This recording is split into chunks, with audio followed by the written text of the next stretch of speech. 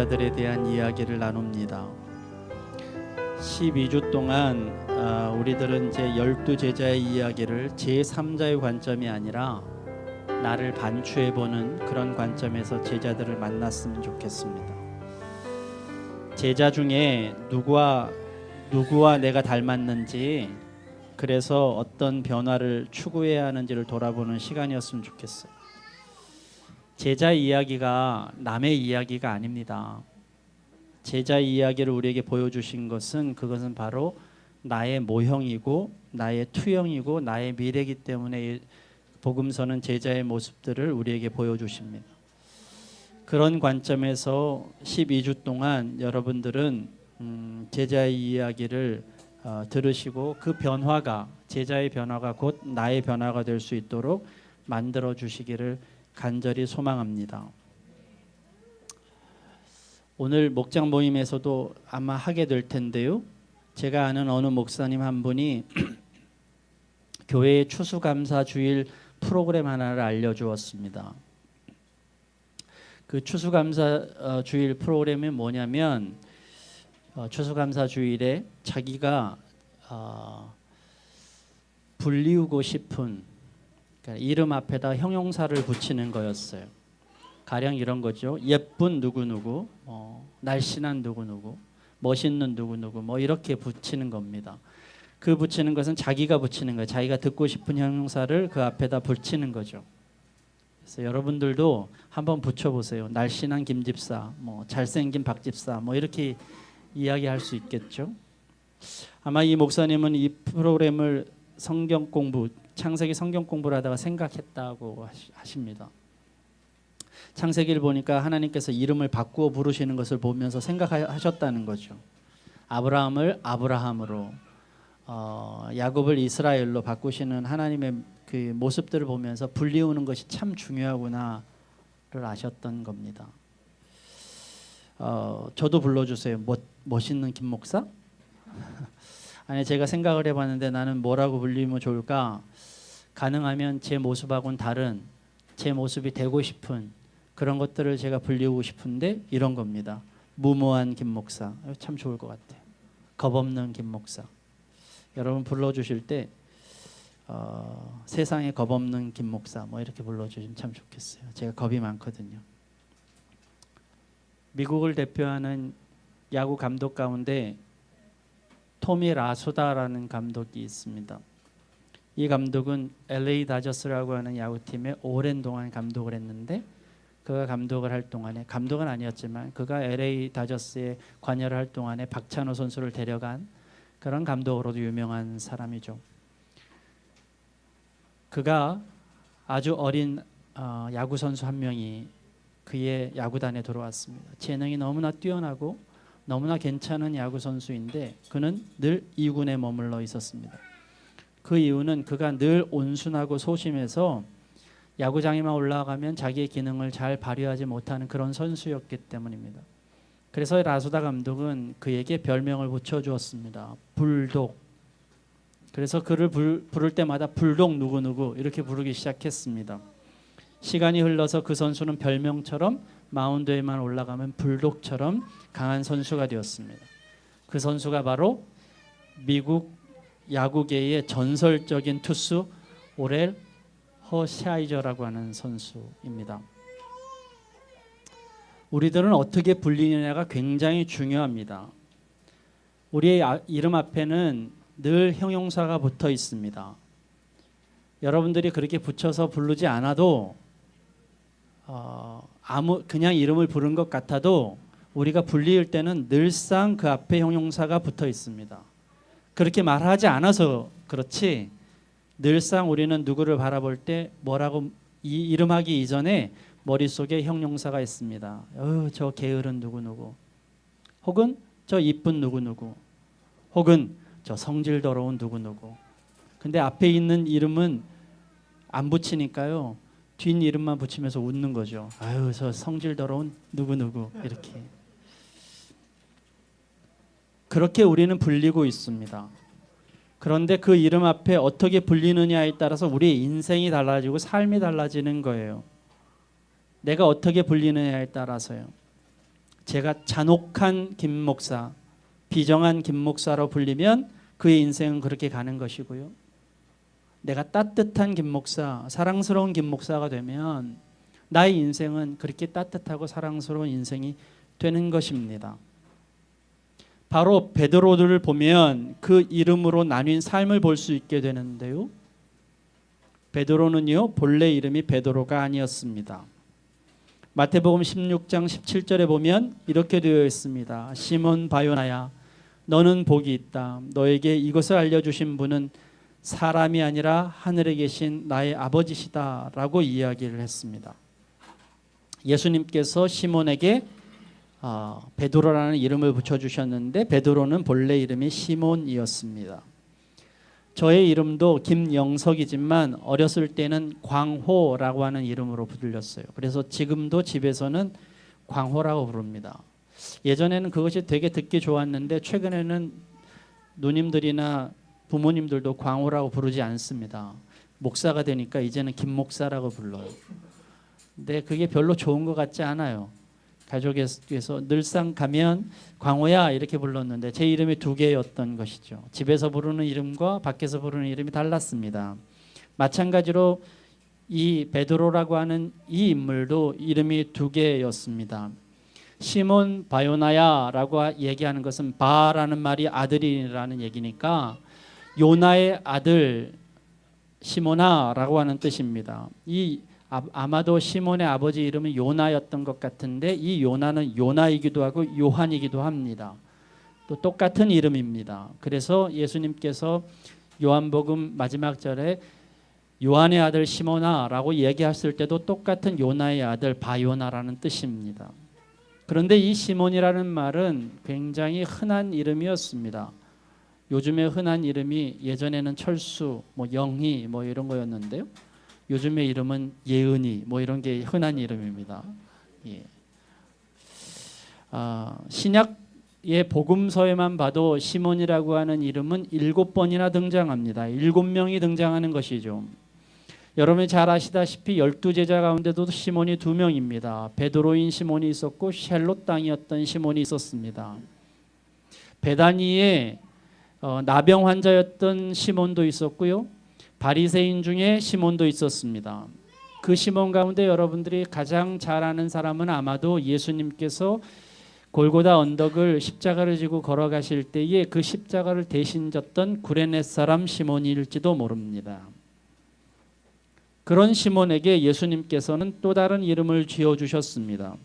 누가복음 6장 14절에 보면 베드로라고도 이름을 주신 시몬과 라고 하는 이야기가 있는 걸 보면 예수님께서는 베드로라는 이름을 그 시몬에게 주신 것입니다. 이 베드로라는 말은 반석 혹은 돌이라는 뜻인데요. 아람어로는 게바라고 부르기도 합니다. 저는 어떤 학교 다닐 때에 어떤 교수님이 신학교 교수님이 이 이름을 재미있게 한국식으로 붙여주시는 것들을 보았습니다. 그러면서 예수님은 이렇게 거룩하게 무슨 베드로야 이렇게 부르는 게 아니라 굉장히 유머러스하게 이름을 붙여주셨다는 거예요. 한국식 이름이 뭔지 아세요? 돌쇠입니다. 그때 아마 이런 뉘앙스였을 거라고 신학 교수님은 우리에게 가르쳐 주셨습니다. 예수님 참 재미있는 분이셨기 때문에 제자를 보고 너는 앞으로는 돌쇠라 그러자 이렇게 얘기하셨다는 게 그게 바로 베드로라는 이름이었습니다. 근데 여기서 우리는 잘 알아야 할 것이 베드로와 시몬이라는 이름은 시몬에서 베드로로 개명한 것이 아니라 시몬이기도 하고 베드로이기도 하고 이름이 두 개였다는 것입니다. 그러니까 베드로에게는 시몬일 때도 있고 베드로일 때도 있었다는 거예요.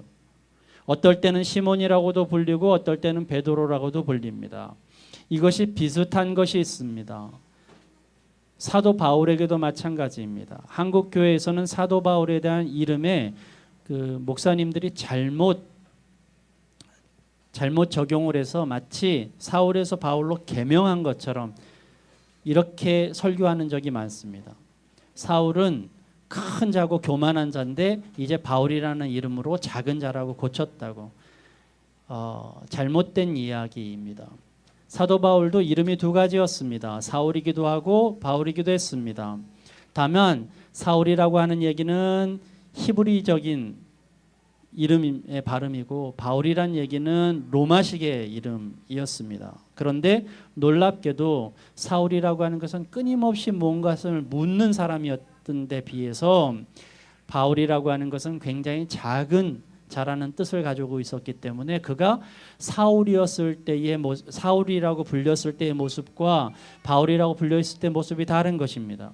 그가 왜 예수님을 만나서 바울이라고 불렸느냐? 그의 삶이 사울이었을 때, 그렇게 불렸을 때의 삶과 전혀 다른 삶이었기 때문에 사람은 이제 다른 사람들은 그 바울을 사울이라 부를 수 없었던 것입니다. 마치 이런 거와 똑같습니다. 늘상 자기 호기심에 쫓아다니던 그런 사람, 이 사람 호기심 많구나 이런 사람이 어느 날부터는 자기 호기심이 아니라 남을 위해서 열심히 일을 한다면 그 사람을 부를 때 아마도 호기심 많은 누구가 아니라 다른 사람에게 관심 많은 누구라고 불렀을 것처럼 바울은 그렇게 불렸던 사람입니다. 그와 똑같이 지금 베드로도 시몬과 베드로 두 가지 이름으로 불렸다는 거예요. 그런데 그 불린 거에 따라서 전혀 다른 삶을 살게 되어 있습니다. 성경을 살펴보면 시몬이라 불릴 때에 베드로를 보면 주로 자아를 쫓아서 행동할 때에 시몬이라고 불렸던 사실을 목격하게 됩니다. 누가복음을 지은 누가는 베드로가 예수님을 처음 만났을 때에 시몬이라고 지칭합니다. 누가복음 5장 5절에 이렇게 되어 있습니다. 시몬이 대답하였다. 선생님, 우리가 밤새도록 애를 썼으나 아무것도 잡지 못했습니다. 그러나 선생님의 말씀을 따라 그물을 내리겠습니다. 이미 지금 이 누가는 이 복음서를 쓸 때에 이 시몬이라고 하는 베드로에게 베드로라는 이름을 예수님이 붙여주신 것을 알고 있습니다. 그런데도 불구하고 지금 그는 베드로를 지칭할 때 시몬이라고 지칭하고 있어요. 그런데 놀랍게도 그 이후에 베드로가 예수님 앞에서 자신의 고백을 하는, 자신의 죄인임을 고백할 때는 뭐라고 불렀는지 한번 보십시다. 누가복음 5장 8절입니다. 시몬 베드로가 이것을 보고 예수의 무릎 앞에 엎드려 말하였다. 주님, 나에게서 떠나 주십시오. 나는 죄인입니다. 놀랍게도 자신에게 관심 있고 자신의 목적에 있는 사람의 이름을 시몬이라고 부르는 반면에 하나님 앞에 자신을 고백하는 사람은 베드로라고 불렀다는 거예요. 예수님께서 베드로가 중대한 잘못을 했을 때마다 그를 시몬이라 부르신 것을 우리는 보게 됩니다. 마지막 만찬 장소에서 베드로가 잘못하는, 베드로가 배신하는, 베드로가 문제를 일으키는 부분의 이야기를 하시면서 이렇게 말합니다. 누가복음 22장 31절의 말씀입니다. 시몬아 시몬아 보아라. 사단이 밀처럼 너희를 체질하려고 너희를 소나기에 넣기를 요구하였다. 주님이 십자가에 달리신 후에 베드로는 자기 살 길을 찾아서 고향으로 낙향하였습니다. 베드로는 이제 복음이고 뭐고, 복음이고 나발이고 예수님이고 뭐고 내 살 길을 찾아서 체념하고 낙향하였습니다. 그런데 그 베드로에게 부활하신 예수님께서 찾아가셨습니다. 그리고 그를 무엇이라 불렀느냐? 요한의 아들 시몬아, 내가 나를 사람들보다 나를 더 사랑하느냐? 여러분, 베드로를 통해서, 베드로의 이름을 통해서 우리는 무엇을 배울 수 있을까요? 저는 베드로의 삶을 가만히 보면 우리의 삶과 너무나 흡사하게 닮았다는 사실을 보게 됩니다. 때로는 굉장히 영적인 것처럼 보이지만 때로는 육신적으로 행동하는 우리의 모습처럼 말입니다. 때로는 육신의 습관에 굴복하기도 하고 때로는 성령 안에서 행동하였던 베드로를 보면 어떤 때는 하나님의 사람인 것 같다가 어떤 때는 세상의 사람인 것 같이 사는 우리의 모습을 발견하게 됩니다. 때로는 죄를 지을 때도 있고 때로는 의의 사람으로 칭찬받을 때도 있는 베드로를 보면서 때로는 우리는 하나님의 사람인 것처럼 보이다가 때로는 세상의 사람인 것처럼 보이는 우리의 모습을 보게 된다는 것입니다. 그렇게 때로는 시몬이기도 하고 때로는 베드로이기도 했던 사람이 바로 오늘 여러분 앞에 놓여 있는 이 시몬 베드로입니다. 마치 나 자신처럼 말입니다.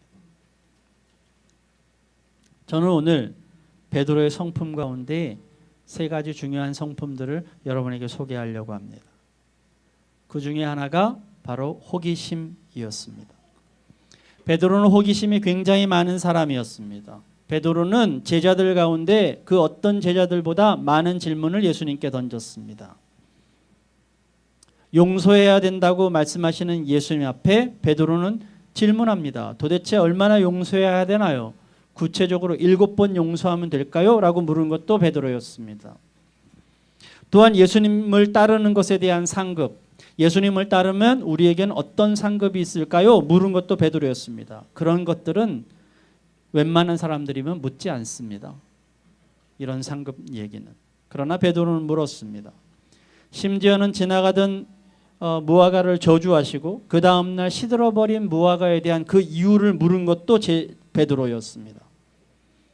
어느 때에는 이해가 가지 않는 말씀에 더 설명을 요구하기도 했습니다. 보통 사람들은 이해가지 않아도 이해하는 척 듣고 있습니다. 절대로 질문하지 않죠. 그렇잖아요? 제가 무슨 말을 해도 질문 잘 안 하시잖아요, 여러분들은.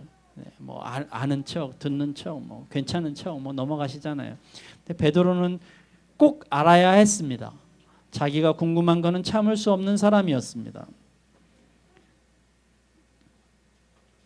베드로는 더 알고 싶고 더 이해하고 싶은 호기심으로 가득한 사람이었습니다. 여러분, 이 호기심이 얼마나 중요한지 여러분 아십니까? 더 알고자 하는 마음, 더 배우고자 하는 성품은 성장의 지름길입니다. 끊임없이 묻고 끊임없이 이해하려고 하는 모습은 성장의 귀한 성품입니다. 어린아이들은 끊임없이 묻습니다.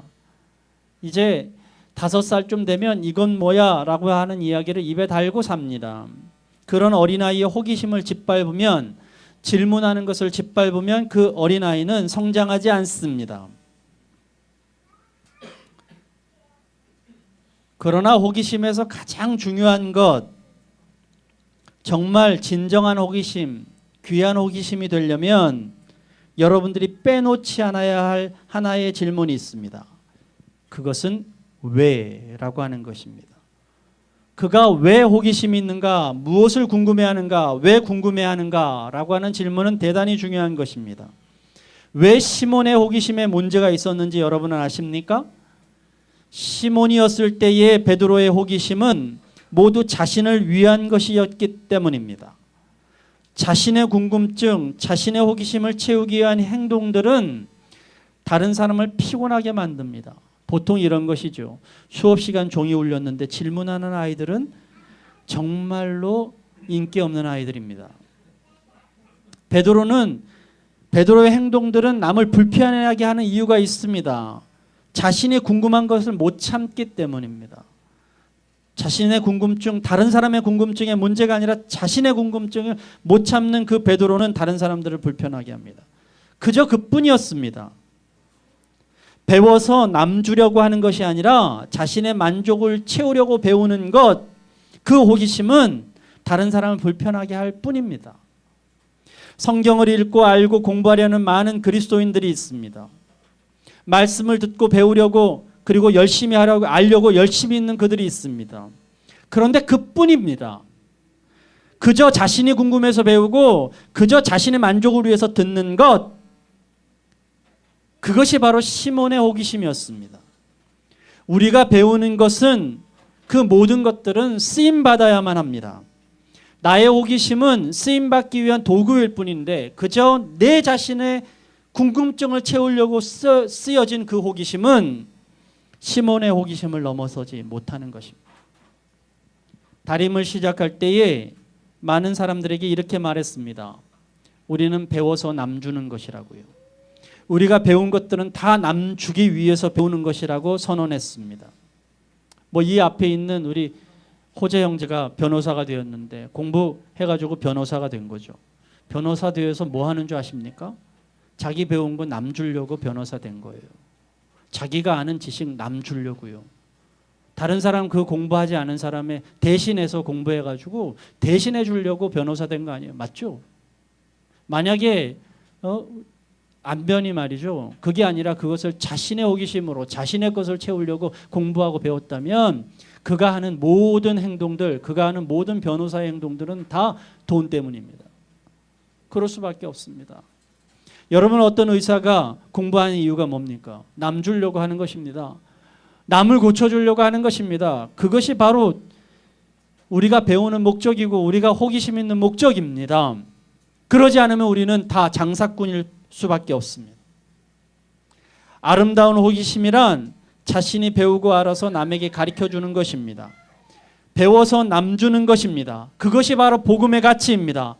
내가 하나님을 알아서 남 주려고, 내가 하나님을 느껴서 남 주려고 하는 것이 바로 복음입니다. 그렇지 않으면 그저 그 호기심은 욕심일 뿐입니다. 내가 아는 것을 남에게 알려주고 내가 아는 것을 남에게 전파하는 것이 바로 복음 전파이고, 내가 가진 것을 남에게 주고 내가 아는 지식을 남에게 주는 것이 바로 선교입니다. 그저 자신의 궁금증 해소에만 머문다면 그것은 시몬의 호기심일 뿐입니다. 그러나 호기심이 거듭나면 관심으로 바뀝니다. 이제 사람에 대한 관심, 아프고 쓰리고 어려운 자에 대한 관심이 필요합니다. 베드로는 아마도 예루살렘 성전 미문을 뻔질나게 들락거렸을지도 모릅니다. 왜냐하면 그는 기도의 시간을 지키는 사람이었기 때문입니다. 그런데 그 미문 앞에는 옛날부터, 태어날 때부터 걷지 못하는 거린이 구걸하고 있었습니다. 그는 옛날부터 그 자리에 있었습니다. 그러나 변화된 베드로는 그 미문을 지나가다가 그를 눈여겨보게 되었다고 성경은 기록하고 있습니다. 여러 가지로 궁금했던 그 베드로가 자신의 궁금증을 해결하는 시몬의 호기심이 이제는 타인의 아픔에 대해 눈여겨보는 베드로의 관심으로 변한 것입니다. 그때의 베드로에게는 기적이 일어났습니다. 타인을 향한 간절한 관심이 십자가를 만들었고 그 십자가가 바로 기적을 일으킨 것입니다. 사랑하는 여러분, 다른 사람에 대한 호기심을 가지시기 바랍니다. 수없이 나만을 위한 호기심에서 다른 사람을 위한 관심으로 여러분의 호기심을 바꾸시기 바랍니다. 그래야 우리는 성장합니다. 시몬에서 베드로가 된 동기는 바로 나를 위한 호기심에서 남에 대한 관심으로 바뀌었기 때문입니다. 두 번째, 베드로의 귀한 성품 중에 하나는 열정입니다.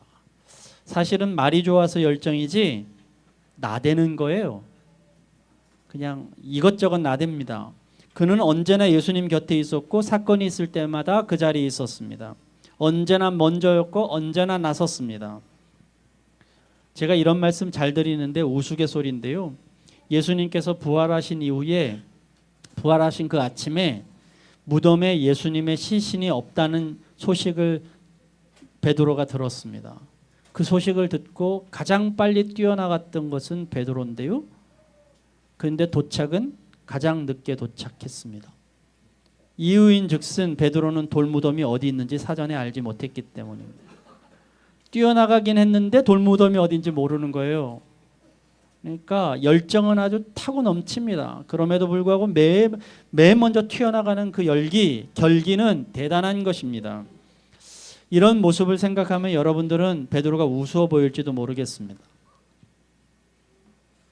여러분에게 좀 아픈 말을 할까요? 그런데요, 옛 격언 가운데 이런 말이 있습니다. 시체를 일으켜 세우기보다 미치광이를 진정시키는 편이 훨씬 낫다. 이게 무슨 말씀인 줄 아십니까? 항상 수동적이고 머뭇거리는 사람들에게 동기를 부여하려고 애쓰기보다 차라리 베드로 같은 사람과 일하는 것이 훨씬 낫다는 얘기입니다.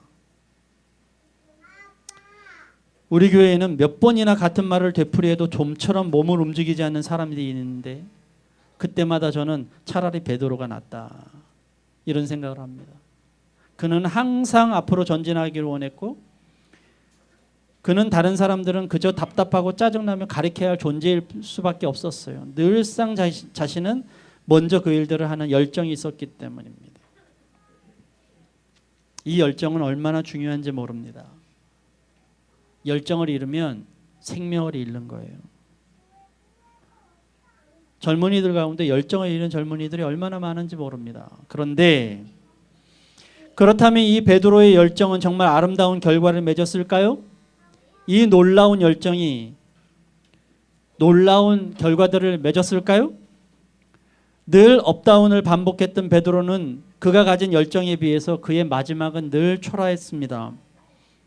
예수님이 잡히시던 날 밤에 그는 로마 병정 말고의 귀를 자를 만큼 혈기왕성한 그런 베드로였습니다. 그러나 그 다음날 대제사장의 앞들에 가서 작은 여종의 고발에 고래고래 소리를 지르며 예수님을 부인했던 것을 우리는 기억합니다.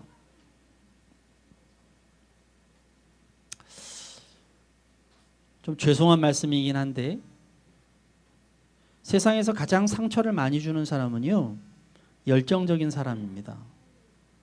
열심히 그리고 열정적이던 사람들이, 어제 그렇게 열심히 이던 사람들이 오늘 사라지면 그것이 가장 큰 상처를 남기거든요. 어제까지 이것저것 하겠다고 설레발치던 사람이 오늘 갑자기 사라지면 모든 사람들을 크게 낙심하게 합니다. 친구들 사이에도 마찬가지입니다. 가장 큰 상처를 주는 친구는 모르는 친구가 아니에요. 어제까지 나하고 가장 가깝게 지내면서 이 얘기 저 얘기, 내일 뭐 하자, 내일 어디 가자 하던 친구가 오늘은 다른 친구하고 여행 갈 때 가장 상처를 주는 것이거든요. 여러분, 베드로가, 시몬이 바로 그런 사람이었습니다. 그는 주님과 끝까지, 죽기까지 감옥에라도 같이 가겠다고 큰 소리치던 사람이었습니다. 그는 주님을 살아계신 하나님의 아들이라고 불렀던 사람입니다. 그런데 왜 그는 주님을 부인하고 낙심하여서 낙향해 했을까요? 교회에서도 그런 사람이 있습니다. 모든 거 다 하겠다고 막 그런 사람이 있어요. 그런 사람 숱하게 봤는데 지금 가치 없어요. 왜 그럴까요? 그 열정은 다 어디 가고 왜 이런 결과를 가져왔을까요? 대답은 간단합니다. 그 열정이 오직 자신을 위한 것이었기 때문입니다. 자신이 원하는 제국을 위한 열정, 자신의 그물을 위한 열정이었기 때문입니다. 자신만의 열정은 세상의 가치관과 부딪혀서 이기는 법이 없습니다. 왜냐하면 내가 하고자 하는 열정보다 우리를 무너뜨리려고 하는 사단의 열정이 훨씬 세기 때문입니다. 그래서 우리의 열정은 안전하지 못합니다. 시몬의 열정이 문제가 있고 시몬의 열정이 이렇게 초라한 결과를 가진 이유는 그 열정 가운데는 하나님이 없었기 때문입니다. 하나님이 없는 열정은 문제에 부딪히면 금방 자포자기합니다. 하나님의 도우심이 없는 열정은 벽에 부딪히면 금세 꼬리를 내립니다. 그러기에 그 나라와 그 의를 먼저 구하기보다 일용할 양식을 먼저 구하고, 하나님이 없기에 이룰 소망보다 안 될 절망이 먼저 엄습합니다. 하나님이 없기에 그 열정 가운데는 나보다 더 센 세상의 풍조에, 세상의 열정에 부딪히면 겁먹고 항복하는 것입니다. 시몬의 열정에는 하나님이 없었습니다. 그래서 겁나고 두려워하는 것입니다. 오직 그에게는 자신의 힘, 자신의 생각, 자신의 잣대와 기준만 있었을 뿐입니다. 그러기 때문에 평안할 때는 아무 문제 없이 설레발을 치다가도 어려움만 닥치면 언제 그랬냐는 듯 자신의 이익을 따라서 움직이고 마는 것이 우리의 열정이라는 거예요. 여러분의 열정은 안 그렇습니까? 죄송하지만 이런 사람들이 쉽게 사람들의 뒤통수를 치는 것입니다. 사랑하는 여러분, 여러분의 열정은요, 자신의 열정에서 시작했지만 이제는 힘써 여호와를 아는 열정으로 변화되어야만 합니다. 하나님을 알게 된 베드로의 열정은 시몬의 열정과는 사뭇 달랐습니다. 살려고 몸부림쳤던 시몬의 열정이 이제는 주를 위해서 언제든지 죽으리라고 하는 열정으로 바뀌었기 때문입니다. 왜 이렇게 바뀌었는가? 그가 비로소 하나님을 알았기 때문입니다.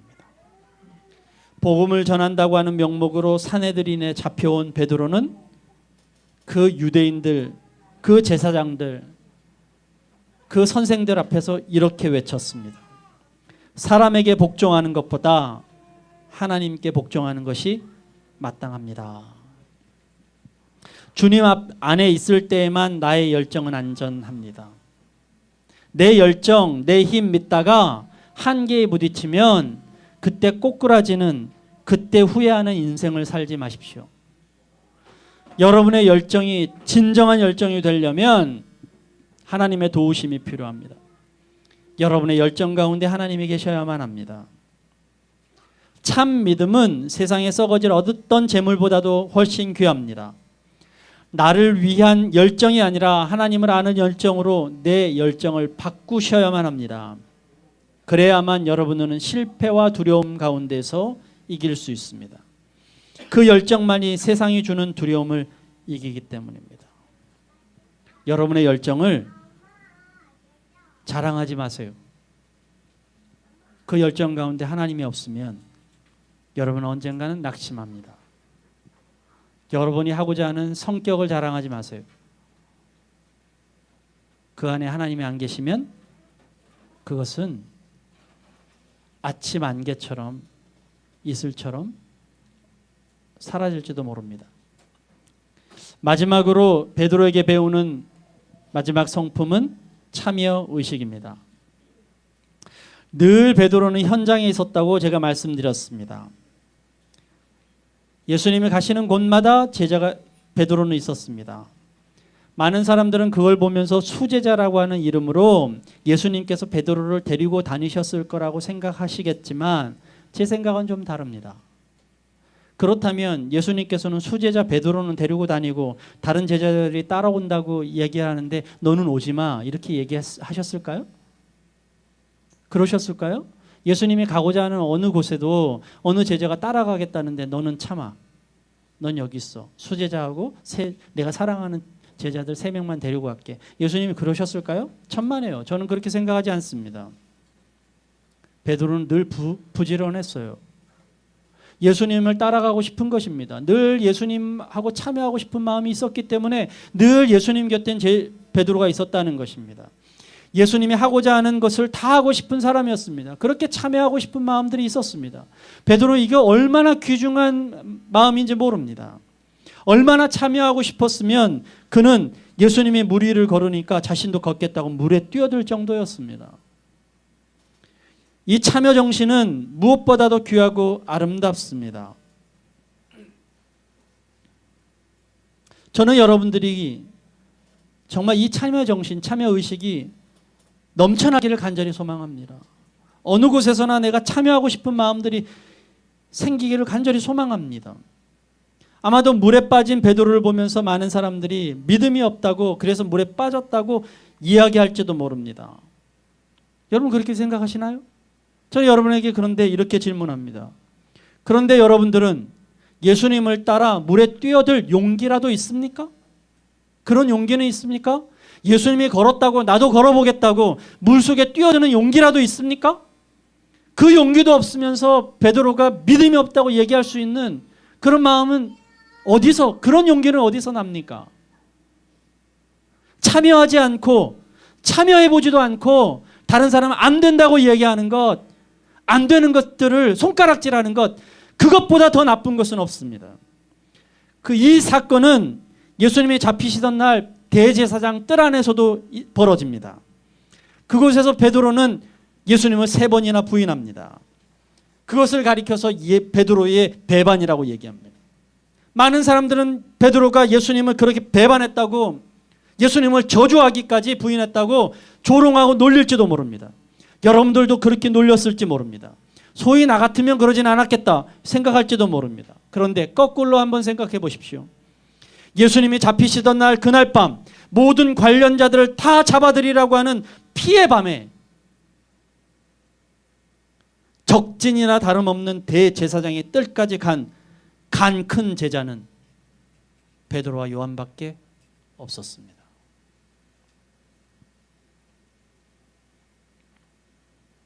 이런 참여의식이 여러분은 있습니까? 우리들은 많은 좋은 생각과 뜻을 가지고 있습니다. 그러나 생각과 뜻만 있지 정작 참여하지는 않습니다. 정의를 위해서 외쳐야 한다는 생각에는 다르지 않지만 정작 그 자리를 지키는 사람은 내가 아니라 다른 사람들이었습니다. 어떤 눈살을 찌푸리는 일들, 더러운 것들, 그것을 보면서 저러면 안 되겠다, 너무 더럽다라고 생각하면서 눈살은 찌푸리지만 정작 치우는 것은 내가 아닙니다. 차를 타고 가다가 어떤 불쌍한 노인이 커다란 짐을 지고 가는 것이 안타깝게 여기는 것은 모든 사람이 합니다. 여기 있는 모든 사람들이 그것을 그냥 지나가진 않을 것입니다. 불쌍히 여기고 안타깝고 저 힘들겠다고 생각하고 지나갑니다. 그러나 내려서 돕지는 않습니다. 일제시대에 일제강점기에 맞서서 독립운동을 했던 사람도, 군사 독재에 맞서서 민주주의를 위해서 싸웠던 사람도 내가 아니라 다른 사람들이었습니다.